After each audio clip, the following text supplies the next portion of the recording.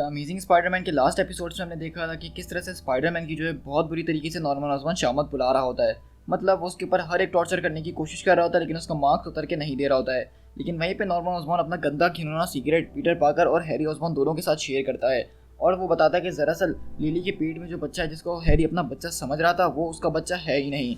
वो दरअसल Norman Osborne का बच्चा है और उसने लिली की गर्लफ्रेंड को प्रेग्नेंट किया था। और ये सुनने के बाद स्पाइडरमैन अपना पूरा आपा खो बैठता है और नॉर्मन ऑसबॉर्न को जान से मारने की कसम खा लेता है। लेकिन वहाँ पे इसकी इतनी ज़्यादा टॉर्चर की वजह से हालत बहुत ज़्यादा बुरी हो गई थी और नॉर्मन इसके ऊपर काफ़ी ज़्यादा भारी पड़ रहा होता है। तभी उसका पुराना दोस्त हैरी जो है वो उस अपने नए आर्मर को, जिसको अमेरिकन सन के नाम से बुलाया जा रहा था, पहनता है और नॉर्मन ऑसबॉर्न के सामने उससे मुकाबला करने के लिए आ जाता है। अब आगे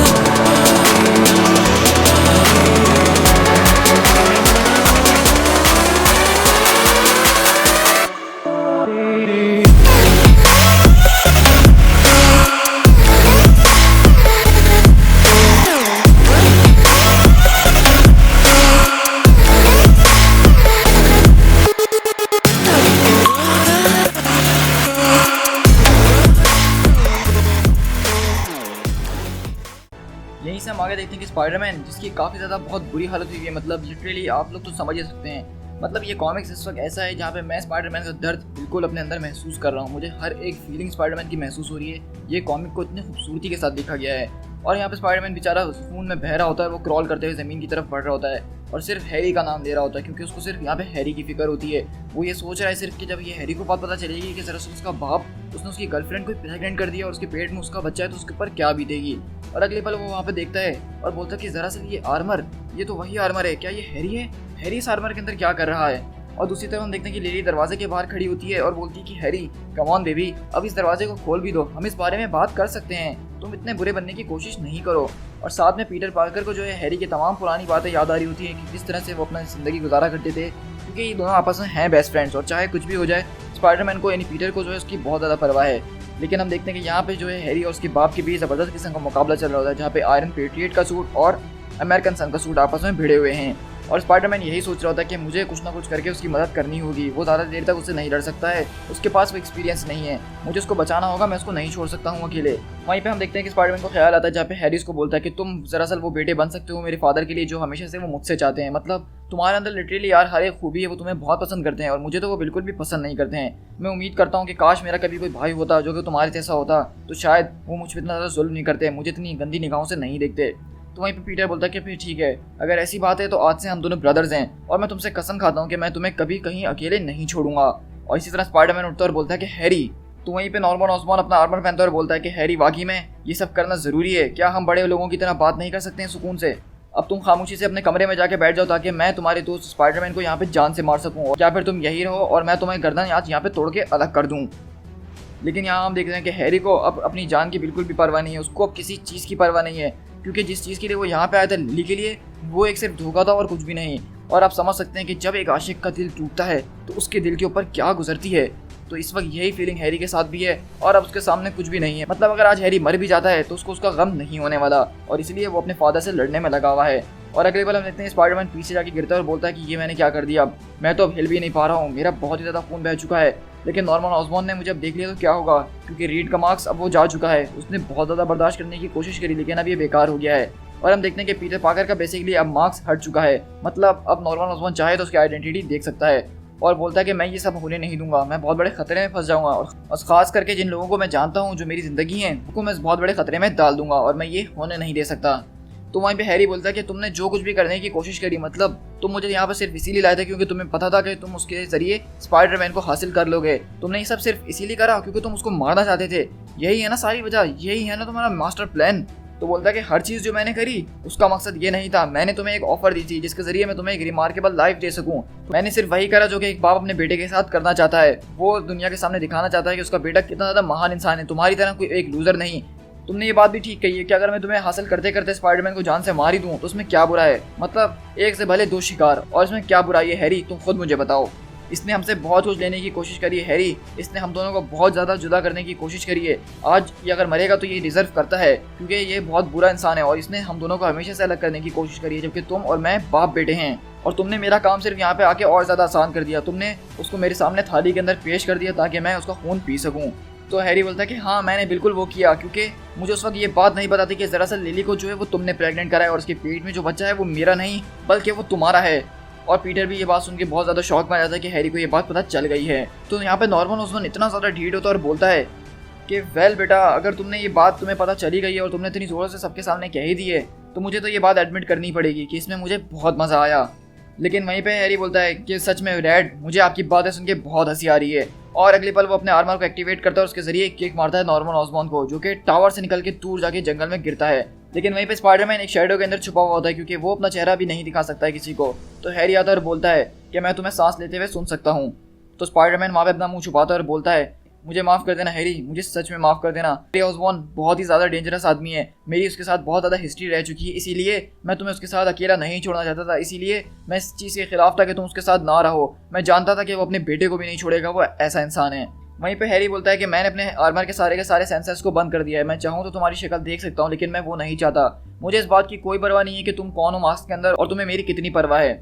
मैं सिर्फ तुमसे नफरत करता हूँ और कुछ भी नहीं। और ये सारा का सारा मामला मेरे और नॉर्मन के बीच में है, तो तुम्हें इसमें पढ़ने की कोई ज़रूरत नहीं है।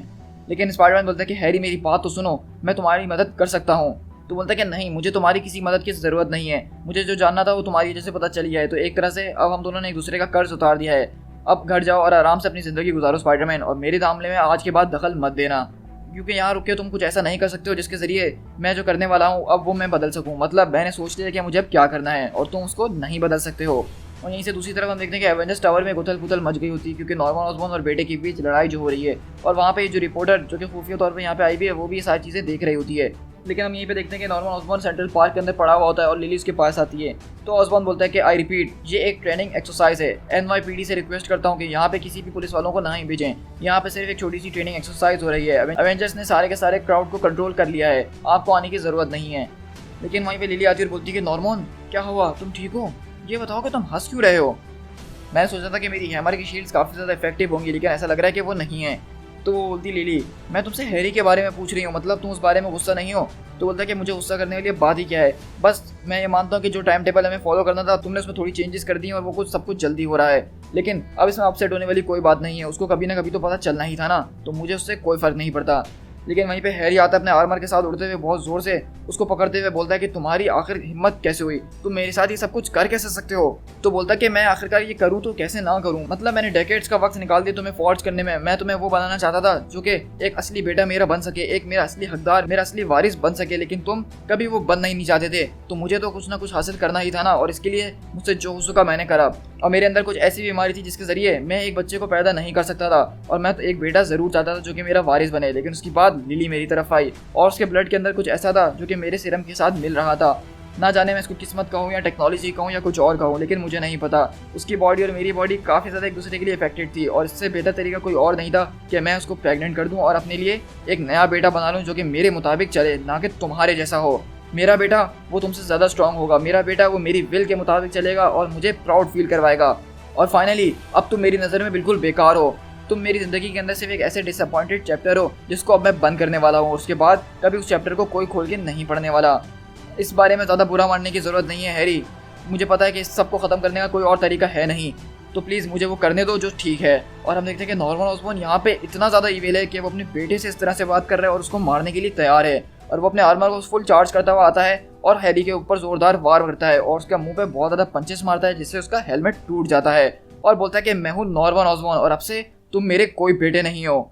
लेकिन यहीं से हम देखते हैं पीछे से जैसे ही नॉर्मन उसके मुंह पे एक फाइनल ब्लो मारने जा रहा होता है, पीछे से एक वेब की आवाज़ आती है और वहाँ पे कोई और नहीं बल्कि स्पाइडरमैन, जो कि अपने मुंह पे उल्टा सीधा फटा हुआ मास्क चिपका कर आ जाता है, क्योंकि उसको हैरी की मदद तो करनी ही है, चाहे वो कैसे भी करे। और यहाँ पे बोलता है कि बस नॉर्मन अब बहुत ज़्यादा हो गया है, तुमने जो करना था वो कर लिया है, और वो उठा के ओसबॉर्न को दूर फेंकता है। और अगले पल इस तरह से हम देखते हैं कि वो यहाँ से लिली से लड़ने की कोशिश कर रहा होता है, लेकिन आपको पता है कि स्पाइडरमैन बहुत ही ज़्यादा घायल है, मतलब लिटरली मेरे जैसा कोई इंसान हो तो शायद मैं उठ के खड़ा भी ना हो पाऊँ, लेकिन वो अपने दोस्त के लिए अभी भी हार नहीं मान रहा है और लड़ने की सारी कोशिश कर रहा है। और वहीं पे अगले पल हम देखते हैं कि एक तरफ जहाँ पे स्पाइडरमैन और लिली लड़ रहे होते हैं और दूसरी तरफ वहाँ पे नॉर्मन ऑसबॉर्न और हैरी लड़ रहे होते हैं। और हैरी को अब बहुत ज़्यादा गुस्सा आ गया होता है और बोलता है कि नहीं, मैं तुम्हारा बेटा कभी था ही नहीं और ना ही मुझे वो बनने का शौक है, और आज के बाद तुम कभी भी मुझे अपना बेटा नहीं बुलाओगे। और हम देखते हैं कि हैरी उसके मुंह पे एक के बाद एक वार कर रहा होता है, जिससे हम देखते हैं कि आयरन पेट्रियट का जो मार्क्स होता है वो उतर जाता है और वो बहुत ज़्यादा जख्मी हालत में हो जाता है।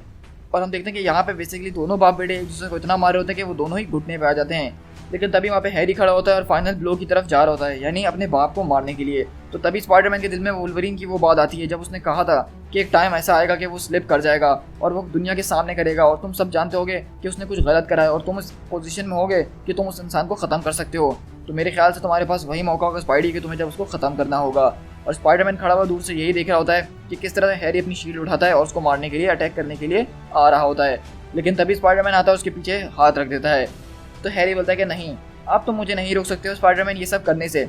तो बोलता है कि नहीं ड्यूड, मैं जानता हूँ, मैं ये रोकने के लिए भी नहीं आया हूँ। मैंने तुम्हारे शोल्डर पे हाथ इसलिए नहीं रखा कि मैं तुम्हें यहाँ से वापसी ले चलूँ। मैंने हाथ तुम्हारे शोल्डर पे इसलिए रखा है क्योंकि मेरी हिम्मत नहीं हो रही है कि मैं खड़ा रह सकूँ, वरना मैं अपने मुंह के बल गिर ना जाऊँ। मैं तुम्हें सिर्फ ये बोलने के लिए आया हूँ कि इसके सर के ऊपर वार नहीं करो, बल्कि इसकी गर्दन इसके धड़ से अलग कर दो। अगर सर पे वार करा तो बहुत ज़्यादा चांसेस है कि ये किसी न किसी तरीके से बच जाए और तुमसे आगे कभी ना कभी बदला लेगा। मैं चाहता हूँ कि अगर तुम्हें किस्सा खत्म करना ही है तो सीधा इसकी गर्दन पे वार करो। तुम रिस्क क्यों ले रहे हो? वैसे भी नॉर्मन ऑसबॉर्न ने अब तक 15 तरीके तो सोच ही लिए होंगे तुम्हें मारने के, और उससे ज़्यादा तरीके मुझे मारने के। तो यहाँ पे हम देखते हैं कि स्पाइडरमैन बेसिकली रिवर्स साइकोलॉजी खेल रहा है हैरी के साथ। वो उसको ये नहीं कह रहा कि तुम अपने बाप को छोड़ दो, यहाँ से चले जाओ, ये सब भूल जाओ, बल्कि वो कह रहा है कि भाई अब बहुत हुआ, तुम्हें अगर अपने बाप को मार देंगे तो मैं तुम्हें बताता हूँ सही तरीका कि कैसे मारना चाहिए, क्योंकि तुम इसमें एक्सपर्ट नहीं हो।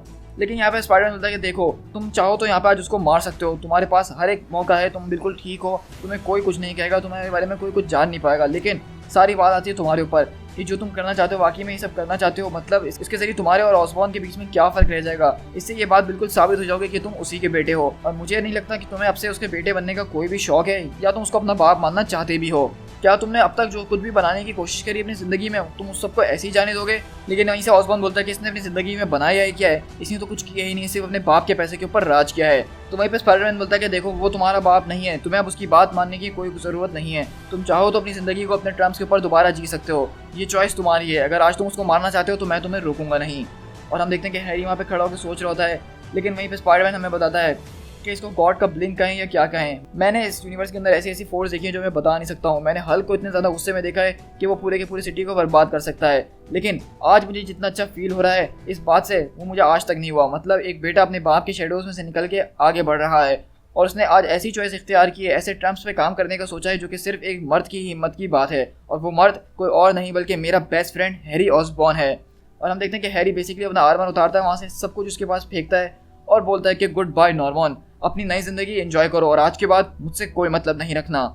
और इस तरह हम कोलंबिया यूनिवर्सिटी मेडिकल सेंटर में शिफ्ट होते हैं, जहाँ पे पीटर पार्कर जो है वो हॉस्पिटल के अंदर एडमिट हुआ है। और हम देखते हैं कि एंट में और जे जोना जैनसन के जो फादर हैं वो यहाँ पे आके उसका ख्याल वगैरह रख रहे होते हैं, और हैरी भी उसके लिए फूल वगैरह छोड़ के गया होता है।